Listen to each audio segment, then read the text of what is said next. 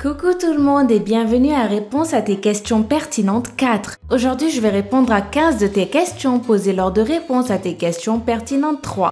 Allez, commençons tout de suite avec la première question. Amelia, une fan de K-pop, m'a demandé « Quand un bébé parle, est-ce qu'il comprend ce qu'il dit ou ce qu'on dit ?»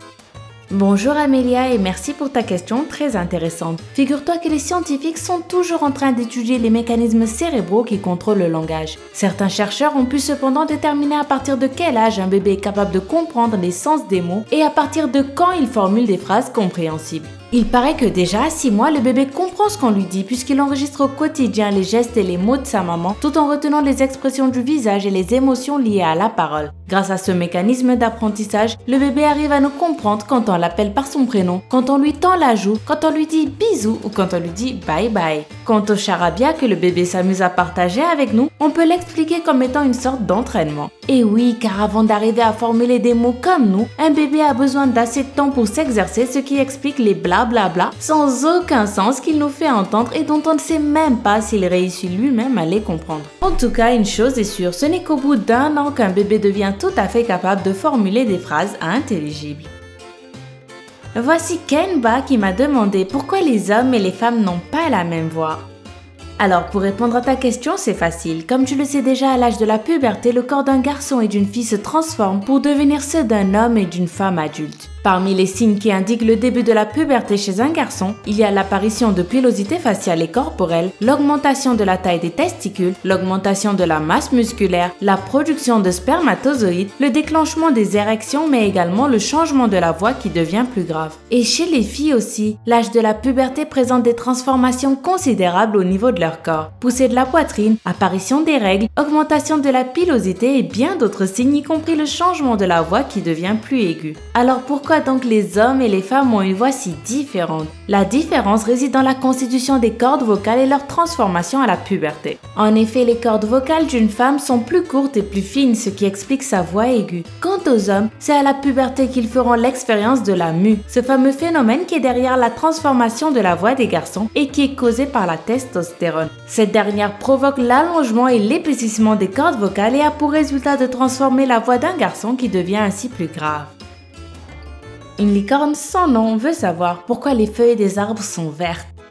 Elle est bien curieuse ta question, mais moi je l'aime bien. Pour te répondre, c'est simple. Les feuilles des arbres sont généralement vertes car elles contiennent un pigment appelé chlorophylle, responsable de la coloration verte des végétaux. Plus ce pigment est présent dans une feuille, plus la feuille est verte. En fait, quand une feuille d'arbre absorbe les rayons du soleil, ces pigments les transforment en énergie chimique. La chlorophylle joue un rôle très important puisqu'elle utilise cette énergie dans la fabrication de sucre à partir d'eau et de dioxyde de carbone. Une feuille ou une plante mourrait donc en l'absence de chlorophylle. Voici Lily Game qui veut savoir pourquoi les chiens et les chats ne s'aiment pas. Merci Lily Games et j'espère que tu auras une réponse satisfaisante à ta question. Alors pour comprendre la relation entre chien et chat, il faut aussi comprendre leur mode de communication. Et oui, le chien communique de manière très différente que le chat, et inversement, ce qui explique les malentendus et les poursuites sans fin. Par exemple, quand il est content, un chien remue la queue, alors que quand un chat remue sa queue, ça ne veut certainement pas dire qu'il est content, mais plutôt qu'il est passablement agacé, voire profondément contrarié. Tu vois bien à quel point ils sont différents, hein? Les chiens et chats continueront donc-ils à se détester éternellement? La bonne nouvelle est qu'ils peuvent s'aimer profondément et vivre ensemble si l'homme décide de les rassembler sous le même toit dès leur jeune âge. En effet, c'est la seule condition où chiens et chats peuvent apprendre le langage de l'un et de l'autre et vivre en paix pour le restant de leur vie. Voici Zorfievo qui m'a demandé pourquoi tout le monde ne parle pas la même langue. Merci Zorfievo pour ta question pertinente. Comme tu le sais, il existe plusieurs groupes ethniques et chacun a évolué de son côté avec le temps sans pour autant savoir que d'autres ethnies différentes existaient dans le monde. Avec quasiment peu ou pas de contact avec le monde extérieur, il est tout à fait normal que le monde parle différentes langues puisque chacun vivant dans une communauté a développé sa propre langue pour se faire comprendre. Il existe cependant ce qu'on appelle la langue de référence qui est aujourd'hui l'anglais. Celle-ci nous permet de communiquer si on décide de se déplacer vers un pays dont la langue nous est inconnue et elle permet de faciliter la communication puisqu'il s'agit d'une langue de référence universelle. Passons tout de suite à Léo Lapri qui veut savoir pourquoi arrête-t-on de grandir à un certain âge. Merci Léo Lapri. Comme tu le sais certainement, au moment de la puberté, la croissance accélère pour les filles et les garçons et celle-ci s'arrête une fois que la puberté est terminée. Je t'explique. La croissance est déclenchée par une hormone appelée growth hormone ou hormone de croissance qui a pour effet de faire grandir un individu grâce au cartilage de croissance. Ceux-ci forment les os et expliquent la croissance accélérée qui se termine une fois que les hormones sexuelles font leur apparition et que la puberté prend fin. Nous voici à la question de Desert Eagle 50 YouTube. Il veut savoir pourquoi les étoiles existent-elles. Alors Desert Eagle, tu sais, dans l'univers on trouve de la matière, principalement de l'hydrogène, mais également tous les autres éléments que tu trouves dans la nature, l'or, le fer, l'oxygène, etc. Au cours des milliards d'années, tous ces petits atomes vont se rassembler pour former des poussières, des petits cailloux qui vont devenir de plus en plus gros et qui vont former une planète comme la Terre par exemple. Lorsque l'objet ainsi formé atteint une certaine taille, on ne parle plus de planète, mais bien d'une étoile. Car la pression en son centre est tellement forte qu'elle se met à rayonner afin de se faire admirer par l'univers tout entier. Alors à quoi servent les étoiles? Dans le passé et parfois même aujourd'hui dans le désert, les hommes se servent des étoiles pour les guider la nuit durant leur voyage. Telle une boussole, elles les accompagnent pour retrouver leur chemin. C'est les étoiles qui ont permis également à nos ancêtres de connaître l'heure et la date bien avant l'horloge et le calendrier que nous connaissons tous aujourd'hui.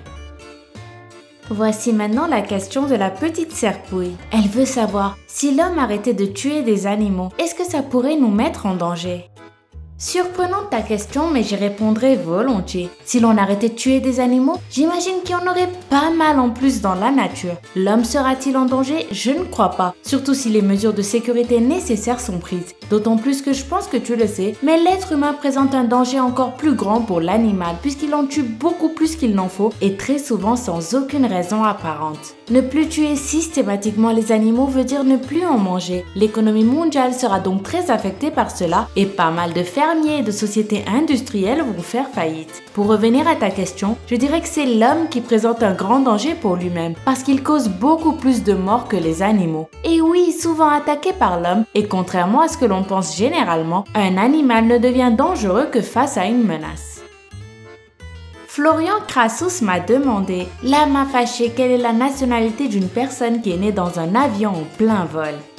Bonjour Florian Crassus. Figure-toi que pas mal de bébés sont déjà nés dans un avion, mais pour avoir une nationalité, l'affaire est plus compliquée puisque cela dépend vraiment des lois de chaque pays. Il y a 37 pays qui ont validé un décret expliquant qu'un enfant né à bord d'un avion ou d'un bateau a la nationalité du pays auquel est enregistré l'appareil. Pour ces pays, l'avion étant considéré comme une extension du territoire, le bébé aura donc la nationalité de ce territoire. Pour d'autres pays comme les États-Unis, les lois sont plus complexes. Si une femme accouche d'un bébé alors que l'avion survolait le territoire américain, elle doit faire une demande spécifique pour son enfant afin d'avoir la nationalité pour celui-ci si elle-même n'est pas de nationalité américaine. Plus compliqué encore, même si l'appareil enregistré est américain, la maman ne peut pas exiger la nationalité si elle accouche pendant que l'avion ne se trouve pas au-dessus du sol américain. Il y a quand même des exceptions, comme le cas de cette Égyptienne en 2006 qui accoucha lors d'un vol Londres-Boston et à qui on accorda la nationalité canadienne pour son bébé parce que l'avion survolait pendant qu'elle accouchait le territoire canadien.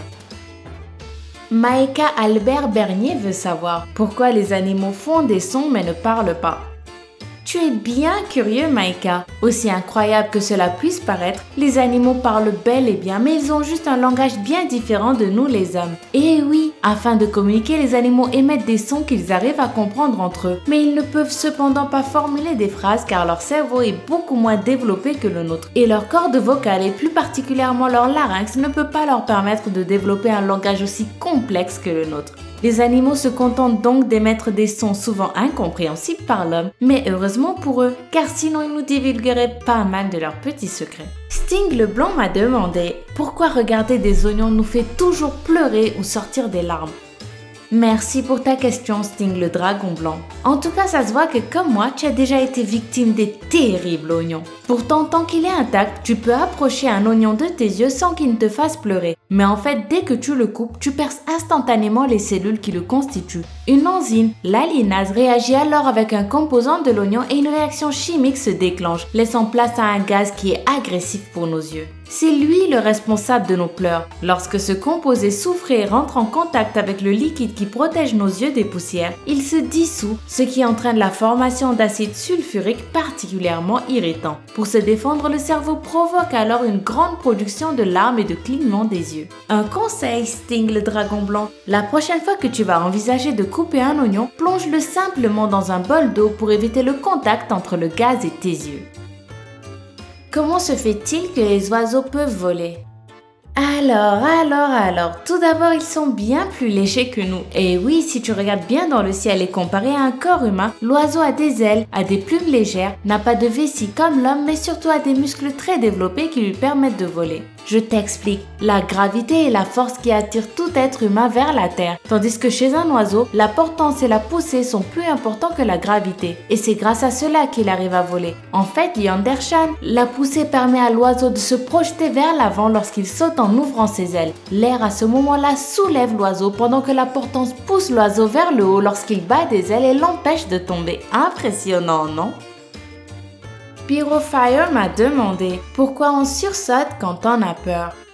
Pyrofire, c'est en fait un processus tout à fait naturel et propre à tous les mammifères. C'est tout simplement un mécanisme d'autodéfense qui se déclenche face à un bruit brutal, une menace détectée soudainement et au dernier moment. Plus sérieusement, je dirais que cela relève de notre instinct de survie et que notre cerveau réagit de manière à nous alarmer dès qu'il sent un danger. Et maintenant passons à Marin Cachard qui me demande à quoi ça sert de ressentir la douleur. Très bonne question Marin. Aussi désagréable que cela puisse te paraître, la douleur est très utile pour le corps humain. Pour t'expliquer mieux, imaginons ensemble le corps humain comme une maison avec un système d'alarme qui a pour but de signaler un danger quand un intrus, un cambrioleur par exemple, essaye d'y entrer. Le corps humain a donc un système semblable pour te prévenir de la présence d'une blessure qu'il faut soigner, d'un corps étranger ou d'un petit animal qui menace ton bien-être. C'est un mécanisme naturel déclenché par le cerveau et qui a pour effet de prévenir ton corps et d'éliminer la source du mal. Le plus surprenant, c'est que ce n'est pas la blessure qui fait mal, mais plutôt notre cerveau qui nous fait croire que ça fait mal. Alors imagine maintenant Marin Cachard si on ne pouvait pas ressentir de douleur. Non seulement nos blessures allaient s'aggraver, mais on risquerait même d'en mourir puisque la douleur permet aussi de limiter les infections et de détecter la présence de maladies. Et voici Carl Sirois qui me demande pourquoi on ne peut pas respirer dans l'eau comme les poissons.